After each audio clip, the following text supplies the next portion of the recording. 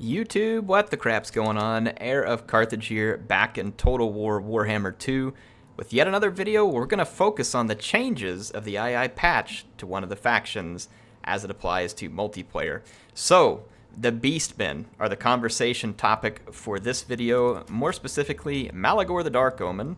They're giant, and there are some other units. I'll go ahead and put them out here. You'll see some of those changes, obviously.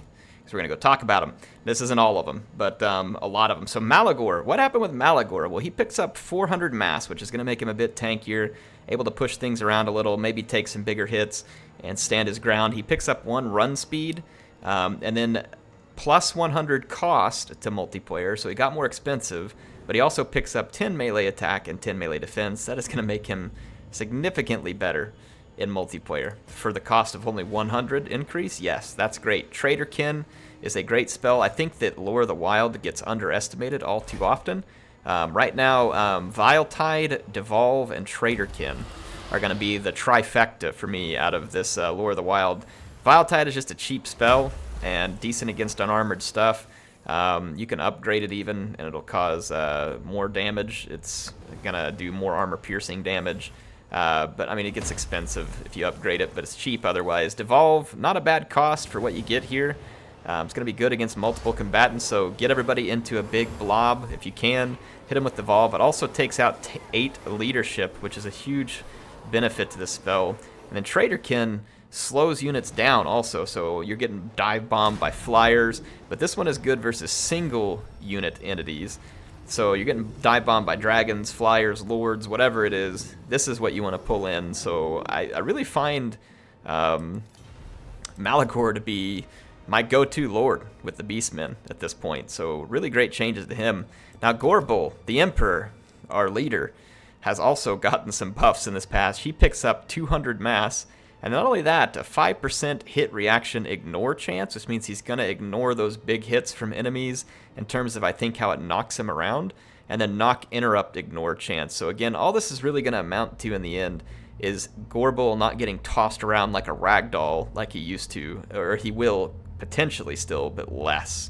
So it's going to be happening less. And he no longer has penalties in shallow water because, I mean, my gosh, this guy's huge. Should he really be getting penalties in shallow water? So anyway, there you go with Gourville. Definitely going to be something to be scared of, and in this configuration, I like it. And if you're going to go double Gourville, which I do typically when I'm bringing Malagor, I'm going to drop those 2 abilities. And if you want to make it even cheaper, you could technically do that just to save you a little extra cost. But one of them bringing this buff right here is probably enough, unless you intend to keep them split up in different wings of combat for the entire time. But anyway, I think that tends to be. Oh, and if I was gonna set up Malagor for pretty much all the jobs, that's the way I would do it right here. So that would be my setup for Malagor, my preferred one. I'd keep something wicked and improved power recharge. You could choose to get rid of this bestial surge here, but 9 extra seconds of extra vigor and stuff could be good anytime you're casting. Never know when a little vigor goes a long way, but if I had to drop one, it'd be that one, but at only 49, it's not going to save you a lot of coin. So in any case, that's how I would probably configure those heroes. Kazrak picks up 10 armor on his Razorgore chariot. Let's throw him up here, Kazrak. There's his Razorgore chariot, so he must have gone from 100 to 110. Okay, not a bad thing, but I'm still picking Malagor. So, sorry, Kazrak, your back seat, bro. You can ride around in your chariot in the back seat. Morgar picks up 50 mass. I guess it helps him a little, maybe, in punching his way around and things. Apparently, Feral Manticore costs less, but am I missing something, folks? There is no Feral Manticore for the Beastmen unless you summon one from Lore of Beast. Right? Am I wrong? I don't see a Manticore anywhere in here. No Manticore. Chaos Spawn? Yeah. Rare monsters? No. Nope. See? I don't get it. No Manticore. So, help me out with that one. Help me out with it. Got no idea what they're talking about. So, yeah. No idea. So, Manticore's out. But it's cheaper for some reason. Goreherd, the dual-wielding ones, so that's going to be speaking of these right here, are going to be cheaper by 50. Love it. Great unit, but very shaky defense and armor statistics, making it a bit cheaper. Gives you the ability to have just a hair more glass cannon in that Beastmen army, and they're a Vanguard deploy unit, so makes it nice when you're going to pull off those sneaky armies. Following them, we've got Minotaurs, Minotaurs with shields, and Minotaurs with great weapons. Now, the standard Minotaurs, which are going to be these ones here, got 50 cheaper, which is great. Everybody needs more bulls in an army, and then Minotaurs with shields and the great weapon variant both got 100 less cost. Again, really like that, and these are situationally dependent. If you need a more defensive unit to tank for longer, you're going to want to pick these Minotaurs with shields. These guys will do a little bit better in the infantry blobs. Not a lot of armor on these guys, on any of them, for that matter. If you need one more dedicated to anti-large, that's where the great weapon variant comes in. But these guys get a bit of a missile block chance with that silver shield, and they're going to have extra melee defense because of it all the way up at 46 versus, say, like a 32 for the other two units. So something to keep in mind. Little melee defense goes a long way, honestly. Razor Gore Herd is now 50 cheaper. This is great because these guys will kind of be like the squigs, and they even rampage. They'll be like the squigs of the Beastmen army here, so it gives a little extra armor-piercing punch in a relatively cheap package that can combine with cheap infantry to deal more damage than they otherwise would have. A fun unit, nice to see them potentially being able to get used more. And then the Giant, which was also the same for the Greenskins, but we'll get there eventually. The Giant picked up an extra 35 AP melee damage. Plus, not only that, they didn't lose the base damage, they actually picked up 15 base melee damage, and then 1 splash attack max targets. So the Beastmen Giant picking up some significant damage capabilities. Look at this, 600 weapon strength, 435 armor piercing. Impressive. So gonna be a fun unit indeed. I do have a battle with the Beastmen. Let's play that for you. I'm gonna load up the replay here, and then I'm gonna mute the microphone for just a second because I might cough and try and get myself a drink, and then we'll commentate our way through this battle.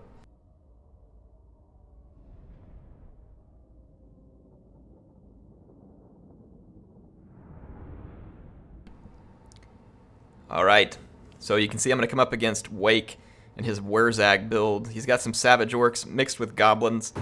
Some interesting units. Right off the bat, I'm going to hit this, slow it down so we can kind of introduce you to everything. I've got a unit of Centaurs with great weapons and Poison Warhounds on either flank. These are kind of a standard for me with the Beastmen, especially if I think I'm going to be up against a faction where I need to pin units down or go after fast movers, and sure enough, we run into the Moon Howlers and another Wolf Rider out here immediately, and I'm going to start chasing them down and killing them.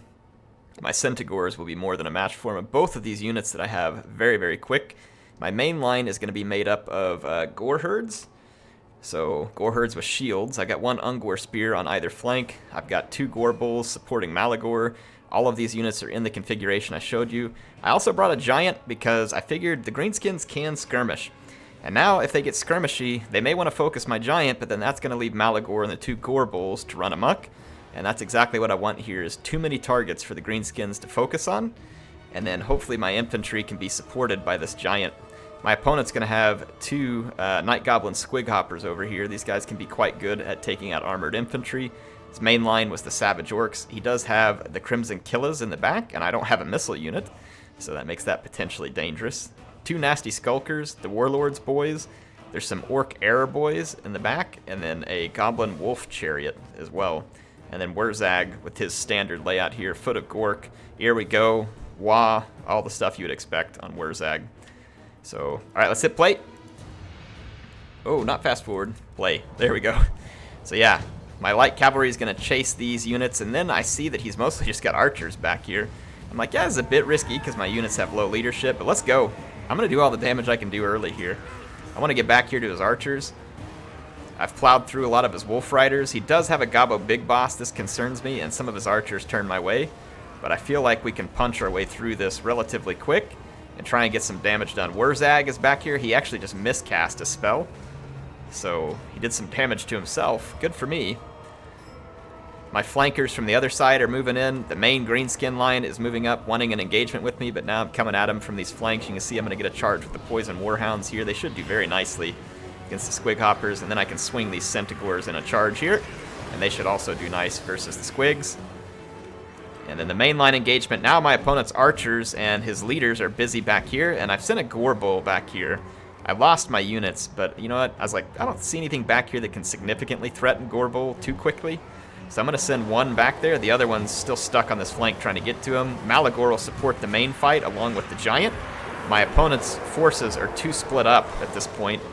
WARZAG is too far away to support. I got some units that regrouped in the back. That's going to be my Poison Warhounds and Centaurs. I'm going to tear into these archers, because if I can kill the archers, the Greenskins won't stand a chance with that giant. I hit him with a Devolve here, and the Greenskin leadership was already low on the Savage Orcs, and now it's really going to break. My Gore Herds bust through, so the Devolve, the giant, Malagore, we start quickly wrapping up a big chunk of the infantry fight, so that spell coming in really handy. Gourville doing his damage. We dealt with the Squigs, so now my Centaurs with great weapons are going to swing on over here. We got attacked by the Crimson Killers, but they won't be quick enough to keep up, and now they're away from the infantry fight, where they are badly needed at the moment. Foot of Gork over here, though, nicely placed on a couple of blobbed infantry, so WARZAG's going to pick up some kills there and help out that flank. He's going to follow it up with the chariots. I do have one Bestigore herd, I failed to mention earlier, so I did keep one tanky infantry, so that I could hold a little better against what I thought might be a bunch of black orcs. And my fast movers and my Gourvilles are just wreaking havoc on the archers, and that means there's nothing here to kill my giant. My giant sees these Crimson Killers. That's exactly who he wants in his sights, so I'll keep him busy for a second with the Gore Herd, which they will summarily massacre. Got a Brain Burster there on my my troops. Malagor is in perfect health here. WARZAG has joined the fight, and Malagor really doesn't have too much to worry about right now. The Goblin Big Boss may be able to put some beating on him, but he's not focused. Look at that giant starting to take a dump all over the Crimson Killers. Here comes Malagor. He's now going to drop a Devolve, because there's a... Well, actually, I meant to do Traderkin there. Whoops, my bad. Should have been a Traderkin, because I had a couple of these single unit entities in there. So Traderkin would have been the better pick, but nevertheless. I got my fast movers and my Gourvilles back, so that should be a quick end to WARZAG. He's caught up against a bunch of Poison Hounds, 2 Gourvilles. It's going to get real ugly, real quick for WARZAG. The giant just doing what he does best back here. Look at this, Crimson Killers getting stomped. Squig Hoppers getting stomped. Regrouping Greenskins are now on the way back, but we've dealt with their leaders, and I should be able to pull out my fast movers and get them ready to go hit regrouped archers and to chase down enemy units. So I'm going to pull them out of the melee blob and allow my infantry and Gourvilles and Malagore to kind of finish things up. And at this point, the Greenskin leadership just bites it. Can't take it anymore. So, GG. Thank you, Wake, for a fun game. In this case, the Beastmen army worked out exactly like I wanted it to. It had fast-moving, hard-hitting units that deployed on the flanks and immediately put pressure on the enemy, causing him to react. And then as he was reacting, I caught his Squig Hoppers.